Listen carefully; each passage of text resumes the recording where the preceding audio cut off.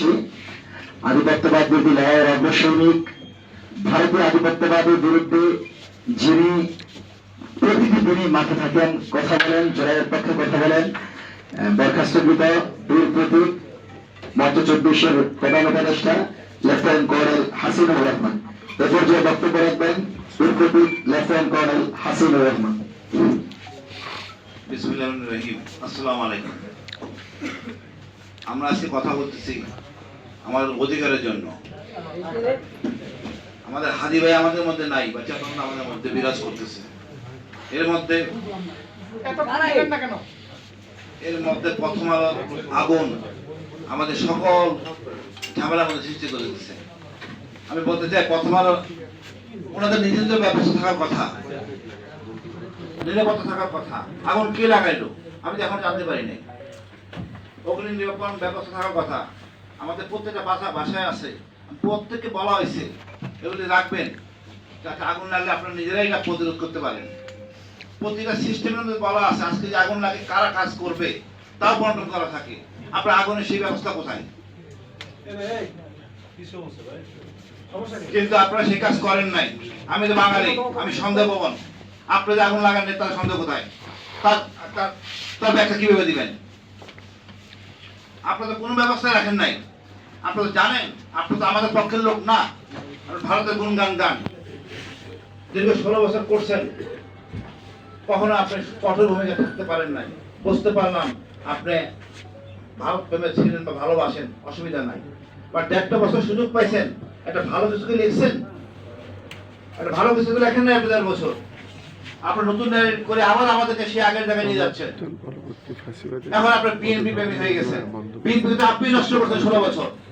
কি লেখেন নাই খালেদার বিরুদ্ধে? আপনি ক্যান্টনমেন্ট থেকে খালেদাকে বের করে দিয়েছে, দেখছেন ওকে পরিষ্কার করে কষ্টগুলো তুলে ধরছেন, তুলে ধরেন তো নাই।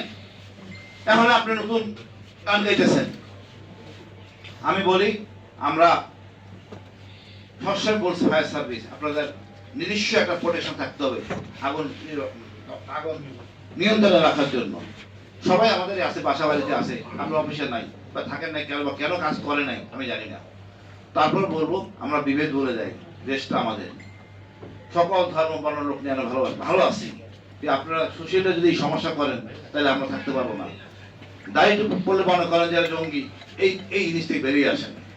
এরা আমাদেরই ভাই, আমাদেরই রক্তের লোক, এক দেশের। সবাইকে আপন করে নিয়ে আমরা আগাই। আপনি দাড়ি টুপি বাদ দিয়ে আপনি আগাইতে পারবেন না, সত্য কথা। এখন দেখেন হাদি ভাই মাদ্রাসা ব্যাকগ্রাউন্ড, হাতে কেমন মাদ্রাসা ব্যাকগ্রাউন্ড, আমাদের নেতা ভাসানি মাদ্রাসা ব্যাকগ্রাউন্ড। আপনি দেখেন কোনো খারাপ কিছু তারা করছে দেশের জন্য এরাই করছে কাজ। তৃণমূলের কথা এরাই বলতে পারে। আমরা এদেরকে আপন করে নাই, এদের ভুল ত্রুটি থাকে সংশোধন করি। আপনি সংশোধন না করে উস্কাই দিচ্ছেন। আপনি কি মনে করেন এর সাথে পারবেন? কোনদিন পারবেন না।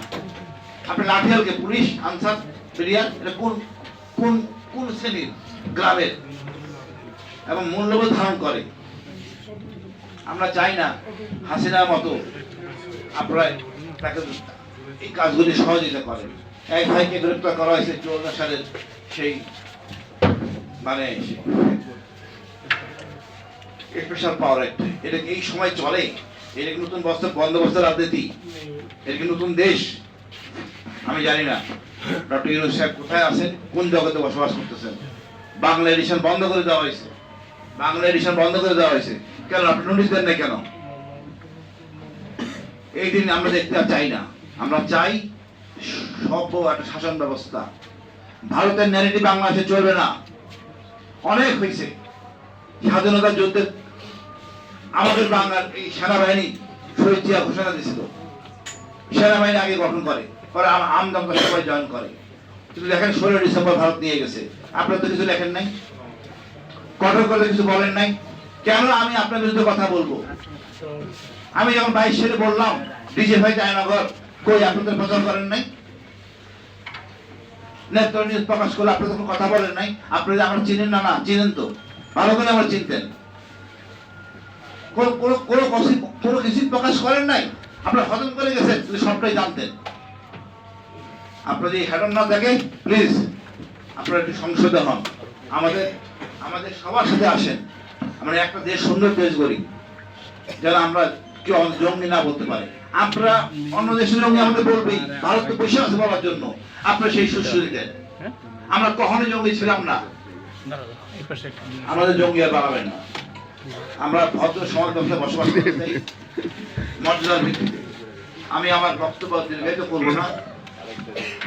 আপনারা সবাই মিডিয়া জগতের লোক, আমরা সবাই সোচ্চার হই, সবার অধিকার নিয়ে কথা বলি। ইনশাআল্লাহ আমরা সুন্দর দেশ গড়বো।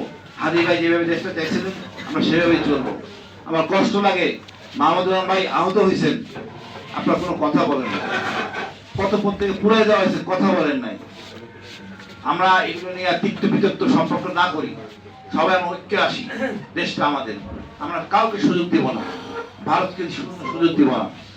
সুতরাং সুন্দর দেশ আরো সুন্দর করবো। ধন্যবাদ। আসসালামু আলাইকুম।